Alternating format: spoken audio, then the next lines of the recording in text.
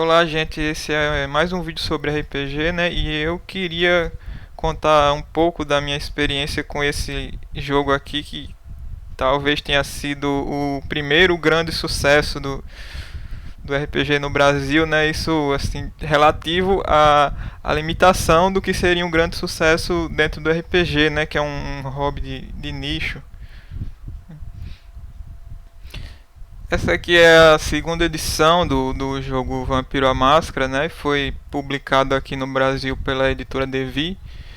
Eu acredito que lá pelos meados dos anos 90. E esse jogo ele fez muito sucesso aqui no Brasil, ao ponto da editora Devi lançar vários suplementos, né, para esse jogo, ela ter traduzido. E esse foi o ponto de entrada no RPG, no Brasil, para muita gente, né? Inclusive, foi o primeiro livro de RPG que eu vi, apesar de não ser o primeiro que eu joguei, né? Na época, a primeira vez que eu vi esse livro, eu acho que eu tinha 8 ou 9 anos, foi a primeira vez que eu ouvi falar em RPG.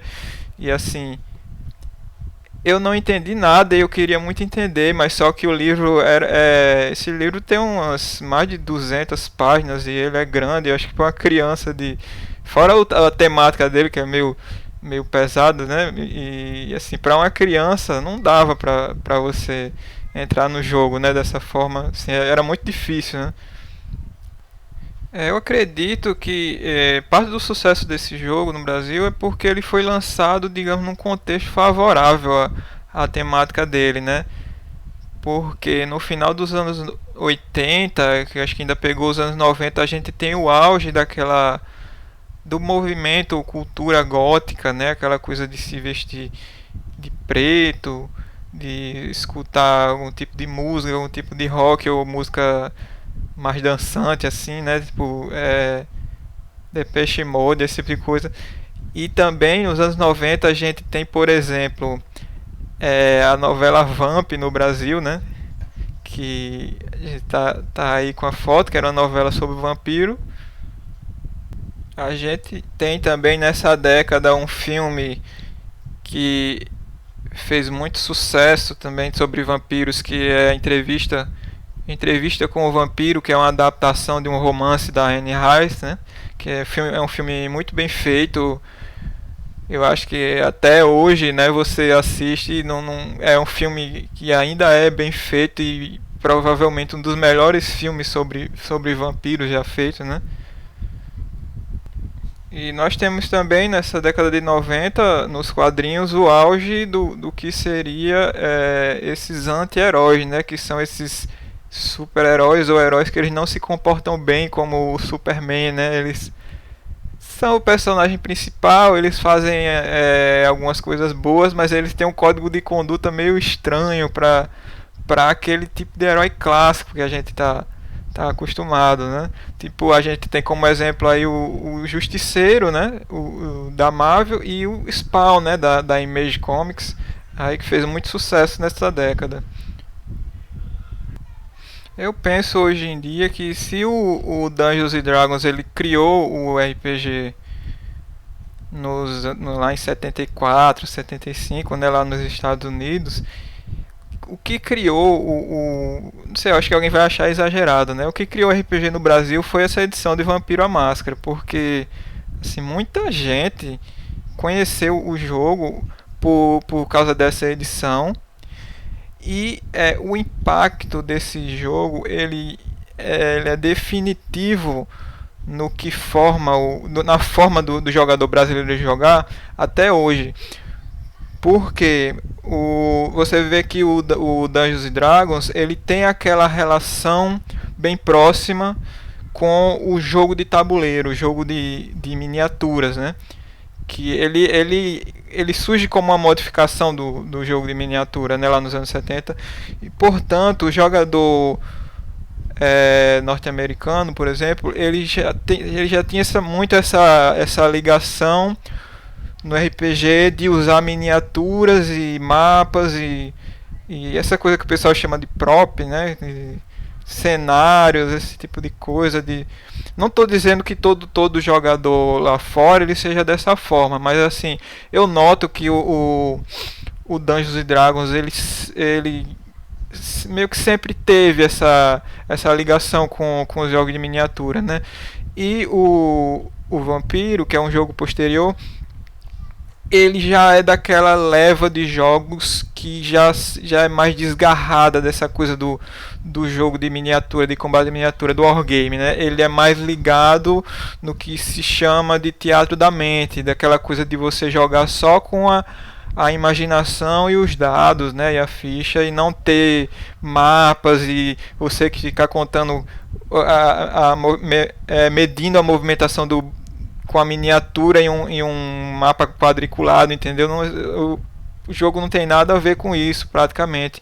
E esse tipo de coisa eu acho que ele vai impactar no estilo do jogador brasileiro até hoje, que ele é um jogador muito de imaginação, mais de imaginação do que de regras assim, tá ligado? De ficar medindo os metros que você anda.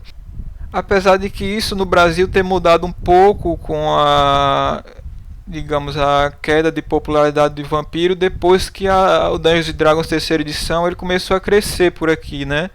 Que ele pegou aquela etapa dos filmes do Senhor dos Anéis e o Dungeons Dragons cresceu muito aqui. E o jogador brasileiro ele começou a modificar-se um pouco e teve uma geração que se formou mais nessa coisa das regras mesmo, e ao ponto de você ver muita coisa na comunidade hoje em dia que é, digamos, ver na internet, né, truques para montar personagens fortes e não sei o que, é uma coisa que mais parece com videogame, assim, sabe? Assim, você tem gente que gosta de jogar dessa forma, né? Mas eu tô falando isso aqui mais para demonstrar que é diferente do que era antigamente. Apesar que tinha jogador apelão também na época do Vampiro, né? Lógico.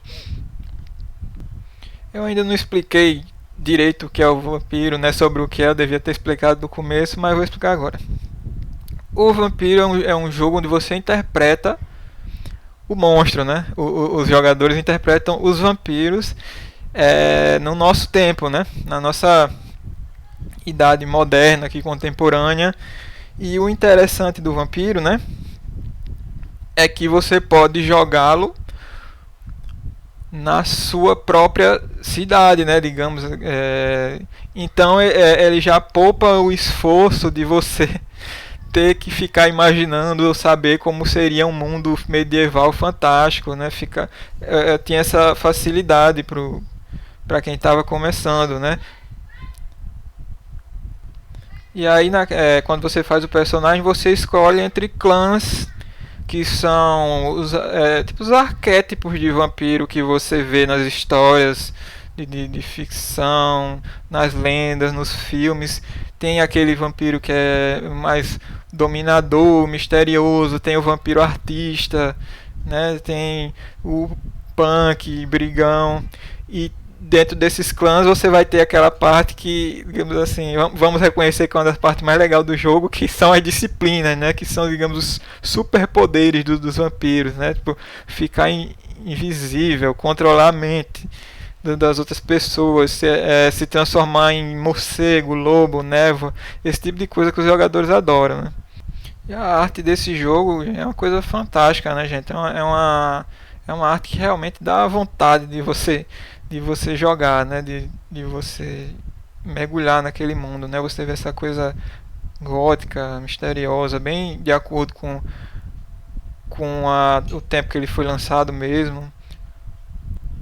Gente, eu acho que nesse ponto do Vampiro ele ter ajudado a formar um estilo de jogador no Brasil que é um jogador que se importa mais com a história do que com as regras e com os números. Eu acho que isso foi uma coisa bastante positiva para o RPG aqui. E eu não comecei a jogar com esse jogo. Eu fiquei bastante tempo querendo saber do que se tratava o RPG, enquanto eu olhava para esse livro e não entendia nada, né? E tentava ler, mas era um texto muito pesado para mim naquela época, até a oportunidade e o que eu acho que foi uma das grandes sacadas do RPG no Brasil, que foi o lançamento do 3DT, né? Que isso aí é uma história que é para outro vídeo. Mas assim, eu gosto bastante desse jogo do Vampiro. Então eu acho que a gente fica por aqui. Provavelmente eu volto aí com outras histórias da minha experiência com RPG. Até a próxima.